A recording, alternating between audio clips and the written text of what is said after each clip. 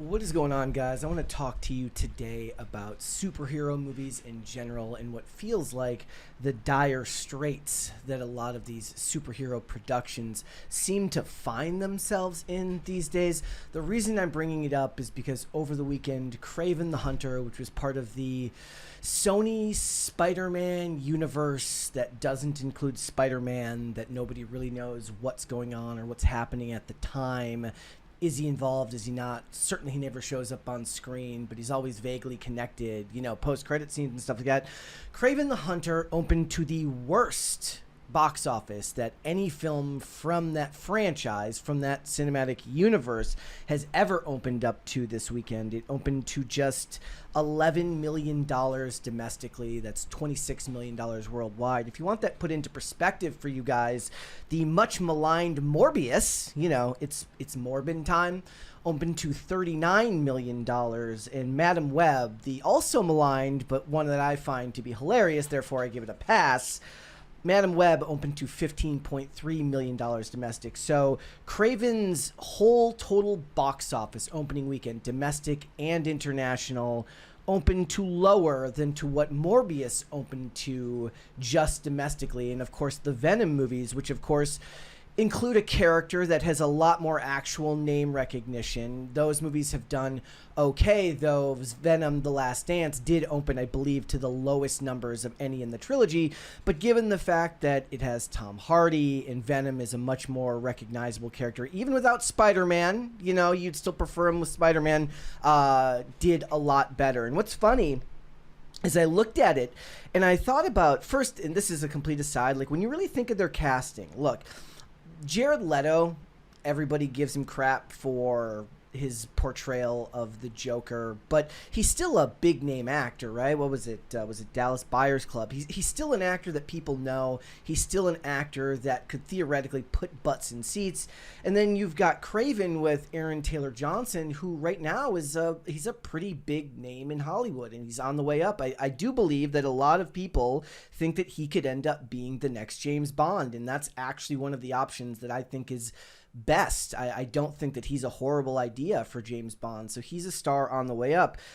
You could make the argument that Dakota Johnson, being more of a, 50 Shades of Grey, still a known actress, so I think she considers herself more of an indie darling. And then of course, like I said, Tom Hardy. They picked good actors, they didn't have good scripts. And of course, how do you make Sony Spider-Man universe movies without Spider-Man in the film?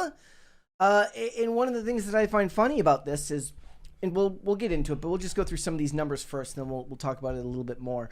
So it says the figure, of course, that mere $11 million domestic haul from 3,000 theaters, that figure is enough to set an unwanted record, the worst opening ever for a Sony Spider-Man universe movie. The R-rated flick is under the disastrous Madam Web, which opened to 15.3, and of course that movie had Sydney Sweeney. How do you only make $15 million with Sydney Sweeney in a superhero film? I don't think anybody thought that was possible, but apparently it is possible. And this movie had a $110 million budget, so I don't think anybody in their right mind believes that this film is going to get its money back. And that's a problem when these IPs are constantly being held onto. Like, look at what is going on right now with Lord of the Rings. It came out this weekend. The Lord of the Rings animated film came out this weekend, and they all but admitted, they said, look, we fast-tracked this film because we wanted to hold on to the rights to Lord of the Rings. And when entertainment, stuff that people are care about, look, superhero properties, Lord of the Rings, comic book characters, these are things that are deeply important to people. It's part of their childhood. It's one of the hazards of focusing on IP, is that when the only reason you're making a piece of art is to hold on to the name for your business, you're going to run into the problems we're running into right now, which is a deep sense of apathy when it comes to these types of movies. When was the last time somebody was actually super excited about a superhero movie at all? Look, Deadpool and Wolverine did very, very well. I enjoyed it a lot. I had a great time. I do believe that opening scene is going to be very, very well recognized for a long period of time. I love that opening scene. But when was the last time that there was a deep sense of actual excitement about a superhero movies, it would have been what, Endgame, and everything after that has kind of felt like it's almost like Marvel hamstrung both themselves and everyone else, because after Endgame everything felt a bit pointless. It didn't feel like it actually served a purpose because they spent all this time building up to this one big movie, well, two big movies if you count Endgame.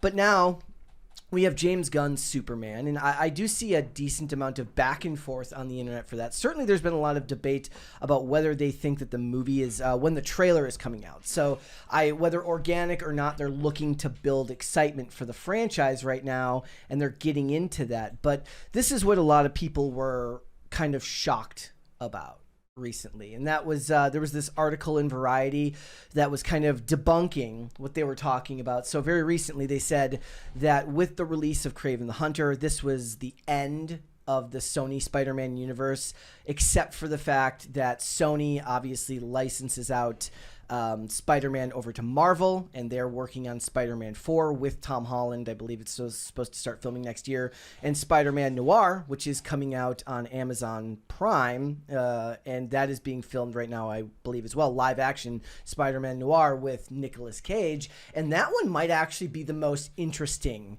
out of all of it. If we're really thinking about it, to me, you know, given the success of the Miles Morales Spider-Man animated movies, live-action Spider-Man Noir with an actor like Nicolas Cage, who's just a legend, and you think about people hearkening back to a simpler time when maybe perhaps they didn't realize how good they had it, thinking back to him playing Ghost Rider, maybe they don't have such a bad idea going on over there. But now what they're doing is they're saying that Spider-Man was never exclusive to Marvel, like to Marvel Studios. They're saying now that they could use him in the Sony Spider-Man universe, but they just decided not to because they didn't think people would accept Tom Holland crossing from one universe to another. Well, what the hell is the point of the multiverse? And certainly they spent tons of time trying to, you know, weirdly tie everything in. I remember back to the what was it? The post-credit scene with Vulture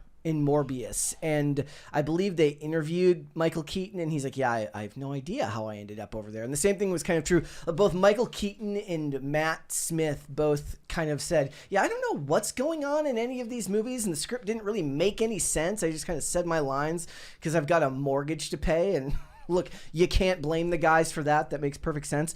Sony insiders also fiercely defend the success of the 3 Venom movies starring Tom Hardy. Yes, again, they've made about $1.8 billion worldwide, but, you know, Venom is a very, very popular character, and they incorporated Carnage into the second one, Venom, Let There Be Carnage. But, you know, everyone remembers Spider-Man and Carnage.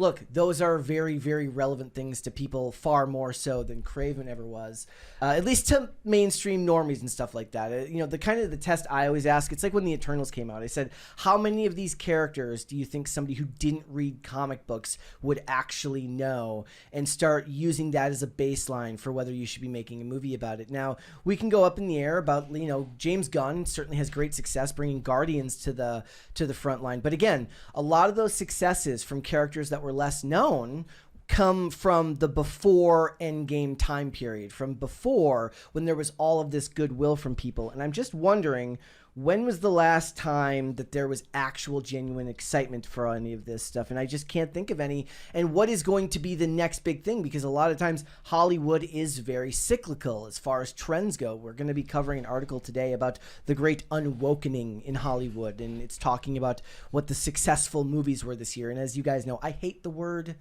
woke. I think it's overused, and at the very least, I think that you could ask 10,000 people and get 10,000 different answers as to what that means when it comes to how you would describe something. But what is going to be the next big trend in movies? Certainly they've tried to do it with video games to varying levels of success, though I would argue that I am very excited for Sonic the Hedgehog 3, which is coming out, next week, and I'm very, very excited for that, and there have been success stories, but that one's also tied very heavily to the fans and their willingness to, you know, respect the character and respect the fans after the backlash before the original one came out and they changed the character design. But what's the next one going to be? Because it's the next big trend going to be, because it will require IP. There's no way they can do it with IP. And with these franchises having diminishing returns, whether it's Kraven, whether it's Morbius, whether it's Madam Web, all of these things, Spider-Man is always going to sell. Always. Spider-Man is like Batman, except for perhaps even bigger to a lot of people, because Spider-Man is such a big merch. It's a cash cow for merch. But I just wonder, like, right now, Henry Cavill is working on the the Warhammer show over at Amazon Prime, but there was all sorts of back and forth about that. Is it going to actually get made the way they want to? Henry Cavill is, of course, a great advocate for respecting source material and respecting lore, given the fact that he was going back and forth with Netflix about The Witcher. All of that stuff's going on. The bombing of Kraven, the general apathy around superhero movies right now. We've got 3 big movies coming out from Marvel next year and 1 Superman movie. We've got Captain America Brave New World, which feels dead on arrival given the fact that it's become a Frankenfilm with about 8,000 zillion different reshoots that are trying to turn it into something palatable for everybody else. Blade is not even coming out next year. That thing has been sitting in production hell for ages now. Thunderbolts, maybe. I do see a lot of back and forth about whether Yelena is possibly the next big character for them. But I think that Thunderbolts is going to end up box office wise, even without a day and date release. I think it ends up being more akin to, say, a Black Widow film than it is to, say, a Captain America film. So we've got those two. Look, it's a generally apathetic time for superhero movies right now. They need to find their next big franchise, their next big IP, because they're not going back to original stories. They don't see any benefit of that because the size of these corporations have ballooned so high. They need to take big budget risks with films and try to get a return on investment. And when you invest $200 million, $250 million, you're on your way to movies that need to make $800 to $1 billion every time. And the argument should be made that smaller scripts, smaller budgets, and try and focus on that, but that just doesn't seem to be the direction they're going. So whether it's video game movies, maybe it is board game, maybe it's stuff like 40K. The D&D movie ended up being one that was really, really liked by just about everyone, but didn't make the money that it needed to at the box office. Maybe what they need is something like that actually markets correctly, hits what it needs to hit, and starts a whole new wave, a whole new trend of films. Personally, just my own, I would love to see